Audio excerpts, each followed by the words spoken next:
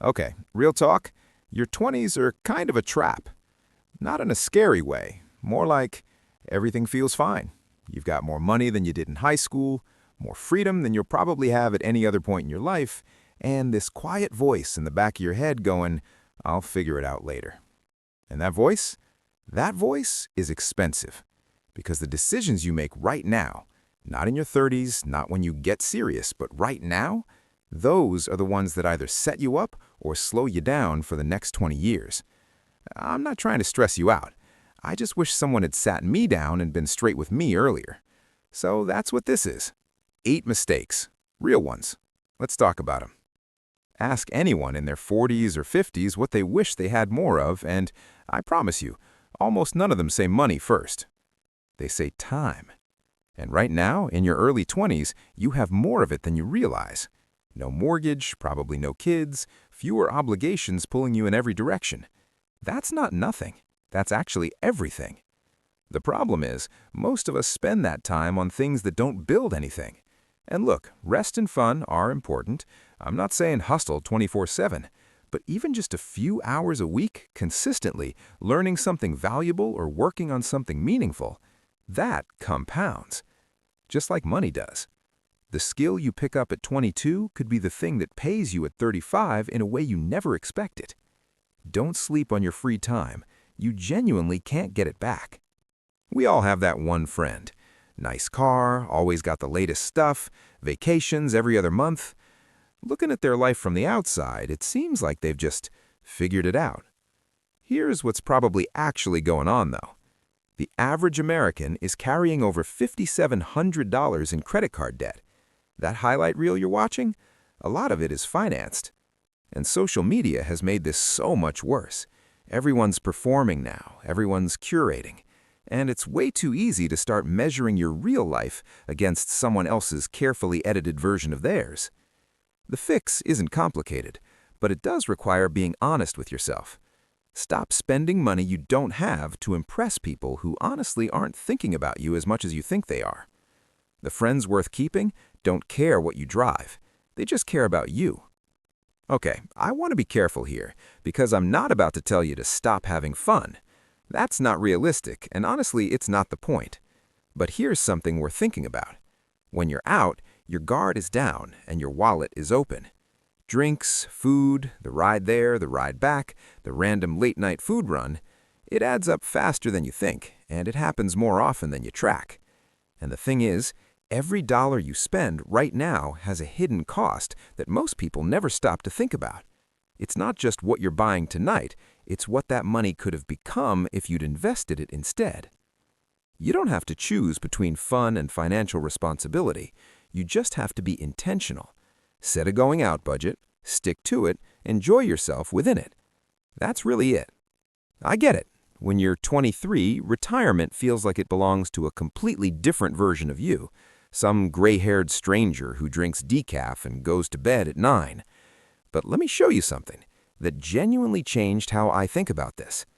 If you put away just $100 a month starting now, and it grows at a 7% annual return, after 30 years, you'd have close to $117,000. Now, wait just 10 years to start. Same amount every month, same return, you end up with about $50,000. That's a $67,000 difference, and closing that gap would have only cost you an extra $12,000 out of pocket. The rest is just time doing its thing. Compound interest is wild. Einstein allegedly called it the eighth wonder of the world, and honestly, the math backs him up. You don't need to invest a lot. You just need to start now. This one's uncomfortable, but we need to talk about it. More than 60% of millennials couldn't cover a $1,000 emergency without going into debt. Not some massive life crisis, just $1,000. And the thing is, life doesn't warn you. Your car doesn't give you 2 weeks' notice before it breaks down. You don't get a heads up before an unexpected bill shows up. Stuff just happens. And when it does, not having a cushion doesn't just hurt in the moment. It can spiral into weeks or months of debt that's genuinely hard to climb out of. Start small if you have to. Get $500 set aside, then $1,000, then work towards 1 full month of living expenses. It's not exciting to save for emergencies, but you'll be really glad you did the first time something goes sideways. Okay, this one's personal for a lot of people, including me. There's something about your own place that just calls to you in your early 20s. Your own space, your own rules, nobody asking where you're going or when you'll be back. And that feeling is completely valid. Wanting independence isn't immature.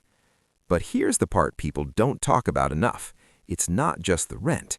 It's groceries, utilities, internet, insurance, maintenance, transportation. The costs stack up fast, and they don't stop.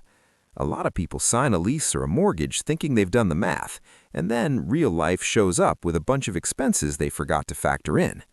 If staying home a little longer is an option for you, even if it's not your favorite option, the financial case for it is genuinely strong.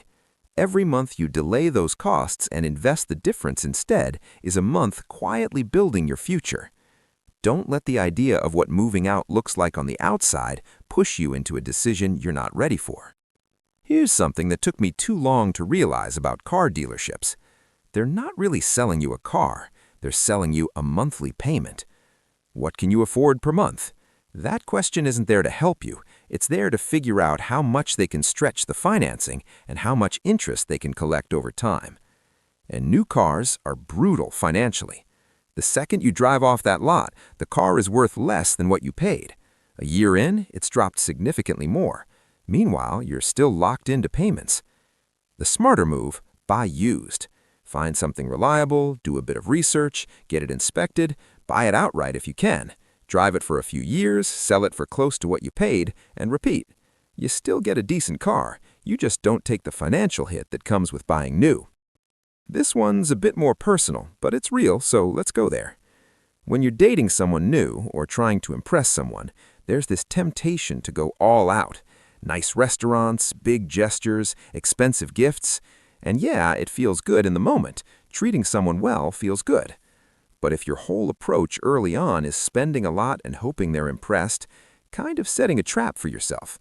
Either you attract someone who's there for the spending, or you set a standard you can't actually sustain. Neither of those ends well. The right person is going to be into you, your energy, your values, what you're building, who you actually are. You don't need to buy anyone's attention. And if marriage is something you're thinking about, take your time. A wedding you've actually saved for that reflects what you can genuinely afford will feel a whole lot better than starting a marriage already stressed about debt. All right, that's the 8. And look, nobody gets all of this right. I definitely didn't. But the fact that you're even thinking about this stuff puts you ahead of where most people are at your age. Small decisions made consistently over time, that's genuinely how it works. It's not flashy, but it's real. If this was helpful, hit that like button and subscribe. It genuinely helps the channel grow. And I'll catch you in the next one.